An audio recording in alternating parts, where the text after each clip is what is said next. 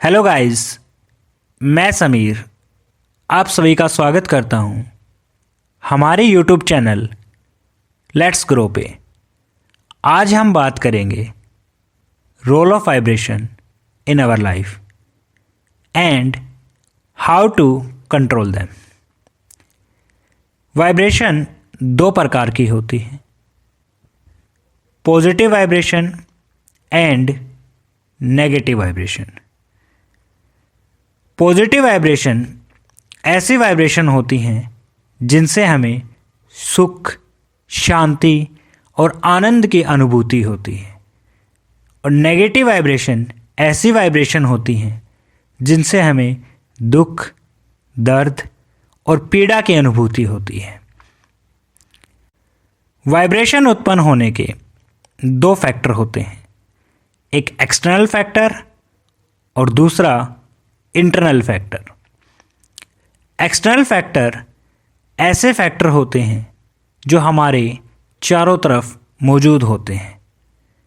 उदाहरण के लिए, जब हम किसी हॉस्पिटल में जाते हैं तो वहाँ पर कोई अपने किसी को खोने की वजह से दुख में है, कोई टूट फूट की वजह से दर्द में है, कोई बीमारी से पीड़ा में है। ये सभी नेगेटिव वाइब्रेशन हमें थकावट महसूस करवाते हैं। चाहे हम सिर्फ 5 मिनट के लिए हॉस्पिटल जाएं, या अपने किसी सगे संबंधी से मिलने जाएं, या उन्हें खाना देने जाएं, पर हमें थकावट ज़रूर महसूस होती है। इसके विपरीत जब हम किसी मंदिर में जाते हैं तो वहाँ पर शांति की अनुभूति होती है, क्योंकि वहाँ जितने भी लोग आते हैं उनको एक विश्वास है कि यहाँ आने पर सब ठीक हो जाएगा, और इसी विश्वास से वहाँ पर पॉजिटिव वाइब्रेशन उत्पन्न हुई है। इन्हीं पॉजिटिव वाइब्रेशन की वजह से हमें सुख की अनुभूति होती है। अगर इंटरनल फैक्टर की बात करूँ तो ऐसे फैक्टर जो हमारे अंदर मौजूद होते हैं उन्हें इंटरनल फैक्टर कहते हैं।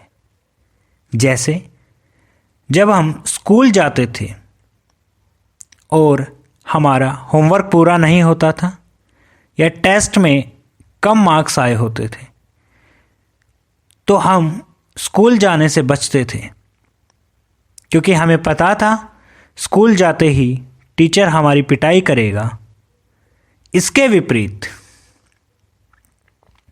जब हम टेस्ट में अच्छे मार्क्स लेके आते थे या हमारा होमवर्क कंप्लीट होता था, हम खुशी खुशी स्कूल जाते थे, क्योंकि हमें पता था आज हमें शाबाशी मिलेगी।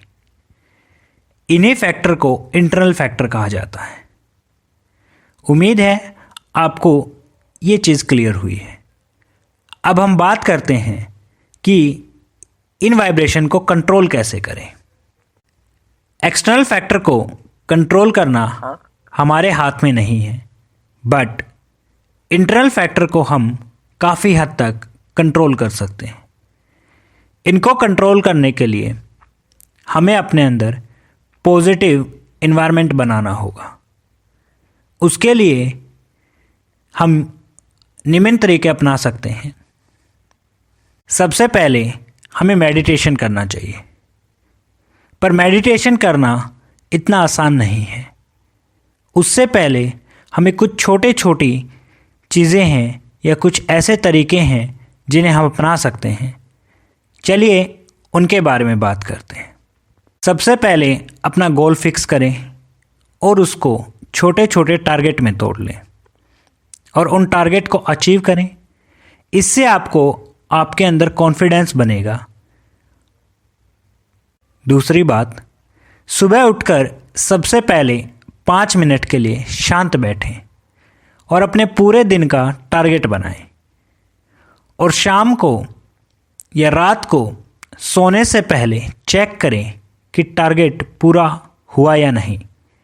अगर टारगेट पूरा हुआ है तो आपको एक शांति महसूस होगी और अंदर से एक पॉजिटिव वाइब्रेशन क्रिएट होंगी।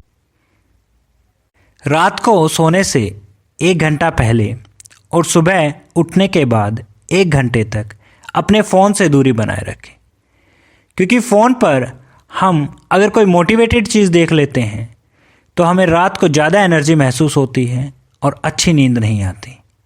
इसके विपरीत अगर हम कोई नेगेटिव वाइब्रेशन या नेगेटिव चीज़ देख लेते हैं तो वैसे ही हमारी बॉडी लो एनर्जी फील करती है और तब भी हमें अच्छी नींद नहीं आती।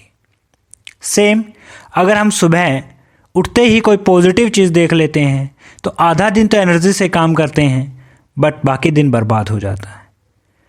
और अगर कोई नेगेटिव वाइब्रेशन देख ली तो सुबह ही हमारा मूड ऑफ हो जाता है और पूरा दिन अच्छा नहीं जाता। डेली 15 से 20 मिनट खुद से बात करें और अपनी कमियों को समझें और एक्सक्यूज़ देना बंद कर दें। हम हर नाकामी के पीछे दूसरों को बताते हैं कि ये नहीं हुआ, हमारे साथ ये घटना हुई, ऐसा हुआ, वैसा हुआ। जिस दिन हम अपनी कमियों को अपनाना शुरू कर देंगे या एक्सक्यूज़ेस देना बंद कर देंगे, उस दिन हमारे अंदर पॉजिटिव वाइब्रेशन बननी शुरू हो जाएंगी।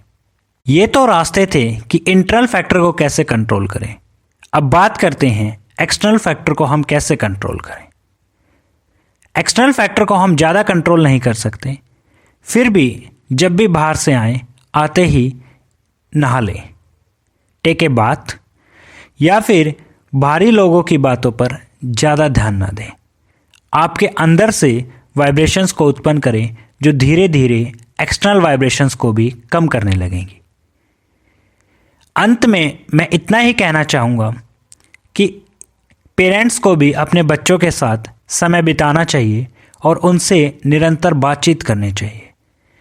जो वो नेगेटिव होते हैं उन्हें हौसला देना चाहिए और पॉजिटिव करना चाहिए।